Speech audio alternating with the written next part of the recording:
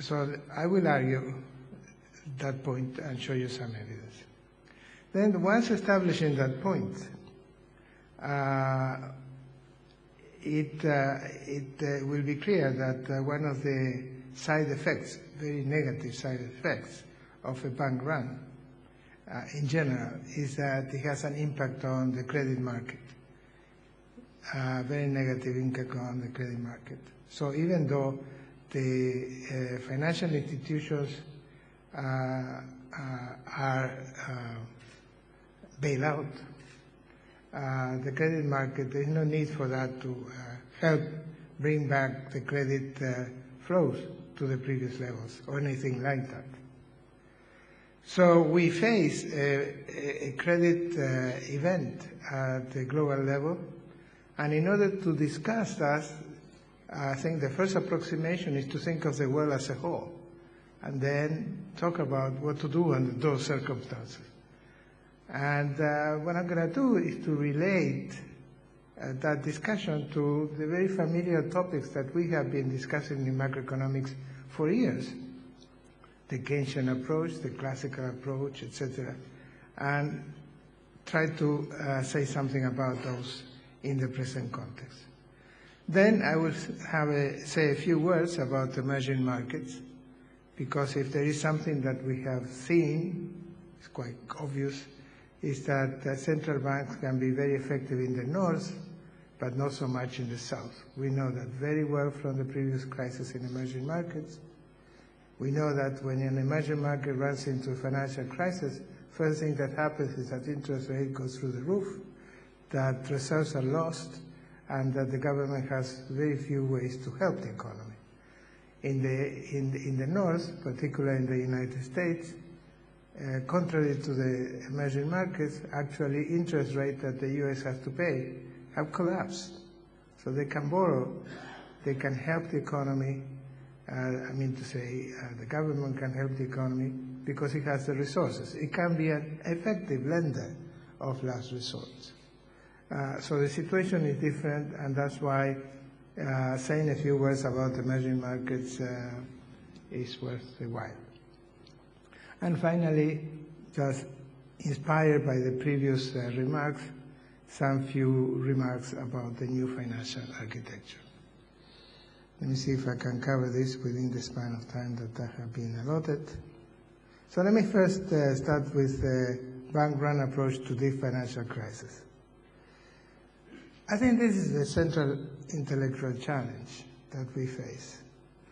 We have to explain why a relatively minor event, like a crisis in subprime mortgages or the Russian 1998 default.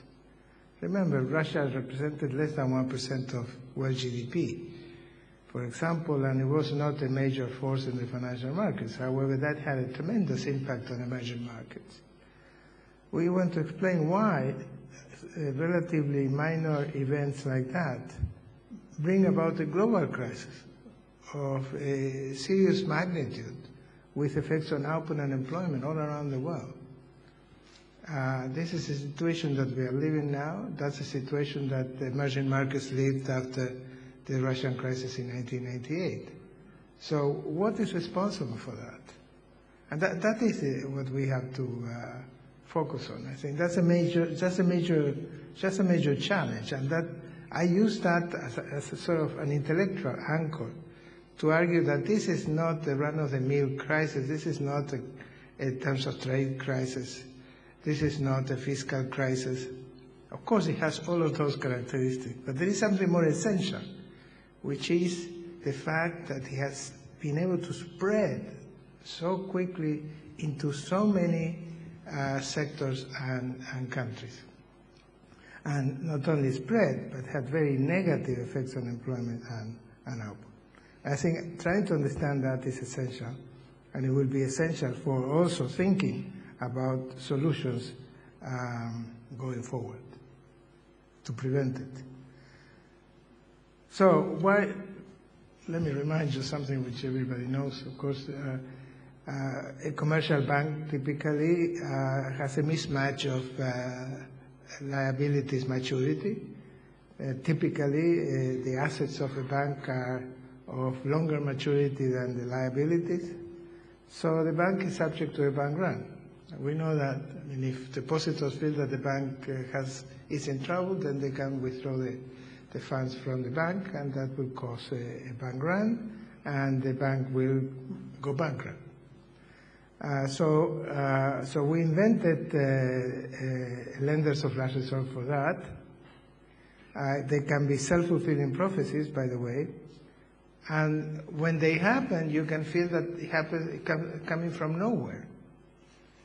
So it has certain characteristics that we have seen in all of these episodes. I mean, very few people were predicting in a real sense the current crisis. Of course, there are always the doomsayers out there saying that the world is coming to an end. But I don't think anybody really had the tools to say, look, this is a serious argument. You can say it's my gut feeling, but this is a very serious scientific argument. I doubt it. But so is it a failure of economics? No, I don't think so. Economics explains that you can have this run, that there are situations, hopefully not very general, where you have multiple equilibria, and you can go from a good equilibrium to a bad equilibrium. We don't know how to the theory behind that. Unfortunately, the theory is not very strong about how you shift from one equilibrium to the other. But let me use that as an intellectual anchor, if you wish, for pursuing this point. Now, another characteristic of a bank run, which has not been sufficiently, I believe, discussed, is that a bank run or a threat of a bank run can have an effect on the credit market. And it is the credit market failure that causes effects on the real sector. You can have all the banks go belly up, but if credit continues going into the economy, the real sector will just look and say, well, too bad for them. But that's not the way it happens. So the bank run has this side, very important effect of freezing the credit market. And that's the connection between the financial sector and the real sector. So these are the themes that I'm going to be exploring in my presentation. So of course, lenders of last resort can help. And as I mentioned before, here just spelling out what I just said, is that after a bank run or a threat of a bank run, then there could be a freezing of the credit market for several reasons. And here I'm just pointing out a couple of reasons which have been relevant in the present episode. So the banks themselves become very conservative because they are now subject to, at the wrong time, to tighter regulation, for example. So that's why stopping bank runs may not be enough to prevent damaging the credit channel. But we have succeeded in stopping bank runs, except for the case of Lehman. But still, there is a freezing of the credit market.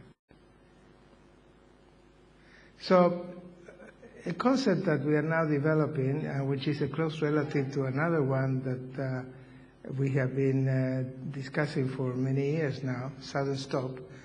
The sudden stop phenomenon is a case where there is a sudden drying up of capital inflows into the country. Now I'm developing this concept, which is a credit sudden stop, which is a drying up of domestic credit. It's a close relative.